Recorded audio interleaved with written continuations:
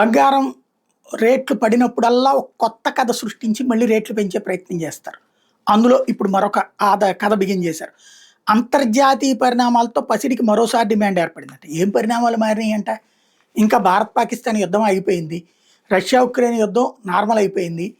Israel వారు ఏదైతే పాలస్తీనా వారు అది నడుస్తూనే ఉంటుంది. ఇంకేం పరిణామాలు మారిసొచ్చినాయంట?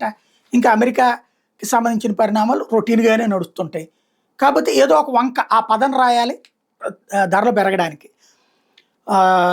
ఢిల్లీ మార్కెట్‌లో 99.9% స్వచ్ఛత బంగారం 10 గ్రాములకి 1910 పెరిగి 98,450కి చేరింది.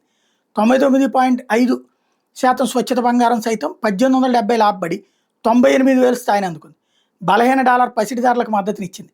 యుఎస్ క్రెడిట్ రేటింగ్‌ని మూడీస్ డౌన్‌గ్రేడ్ చేయడంతో సావరిన్ రిస్క్‌ని సైతం ఇన్వెస్టర్లు పరిగణలోకి తీసుకుంటున్నారు. రేటింగ్ డౌన్‌గ్రేడ్‌తో దీర్ఘకాలంలో యుఎస్ ఆర్థిక స్థిరత్వంపై అనిశ్చితి ఏర్పడింది. దీంతో ఇన్వెస్టర్లు సురక్షిత సాధనమైన బంగారంలో పెట్టుబడులకు ఆసక్తి చూపించారని అబాన్స్ ఫైనాన్షియల్ సర్వీసెస్ సీఈఓ చింతన మెహతా చెప్పుకొచ్చారట. వీళ్ళట చెప్తూనే ఉంటారు. బేసిక్‌గా మరోసారి పెంచే ప్రయత్నం జరుగుతున్నట్టుంది బంగారాన్ని.